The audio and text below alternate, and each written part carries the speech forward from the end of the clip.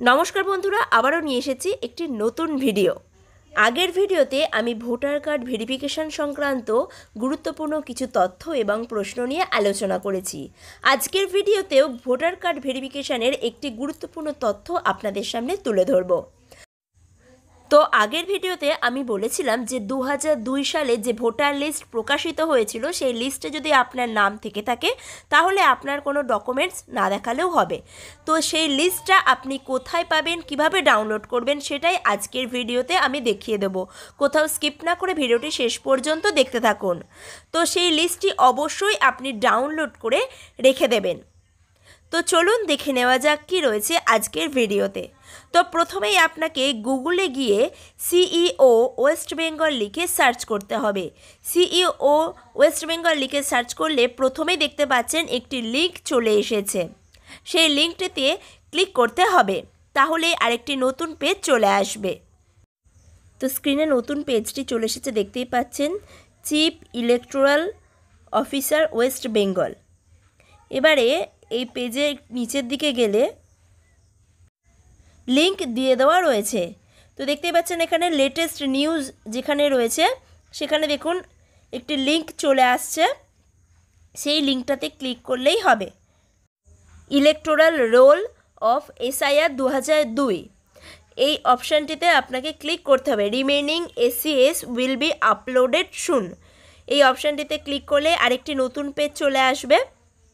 এখানে দেখতেই পাচ্ছেন নিচের দিকে নামলে ইলেকটোরাল রোল 2002 ভোটার লিস্ট চলে এসেছে।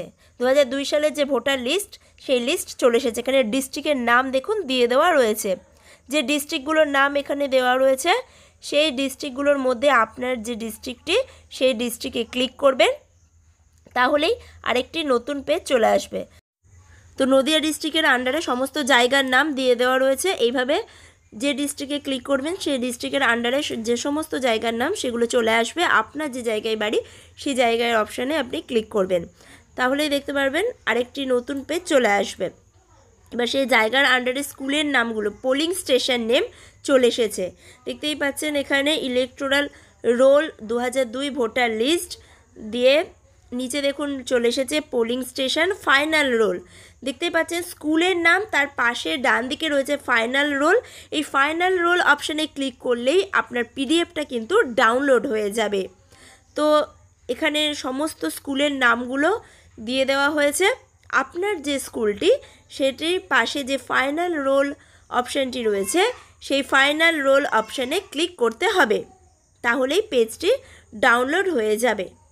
তো ভোটার লিস্টটা এখানে দেখতেই পাচ্ছেন চলে এসেছে। নির্বাচন তালিকা 2002 ভোটার লিস্টের যে প্রথম পাতাটা সেই পাতাটা অবশ্যই আপনি প্রিন্ট আউট করে রেখে দেবেন। এটাও লাগবে, যে পাতায় আপনার নাম আছে সেই পাতাটা আর প্রথম পাতাটা অবশ্যই এই দুটো প্রিন্ট করে রেখে দেবেন।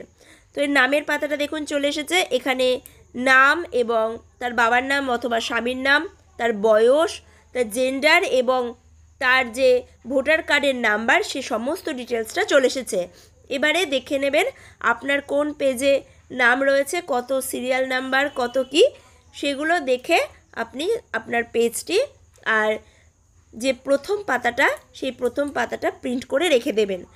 এসআইআর হলে আপনাকে এইটা দেখাতে হবে, এই লিস্টটা যদি আপনার নাম থেকে থাকে তাহলে এটা দেখালেই আপনাকে আর কোনো ডকুমেন্টস দেখাতে হবে না, শুধুমাত্র ফর্ম ফিল আপ করলেই হবে।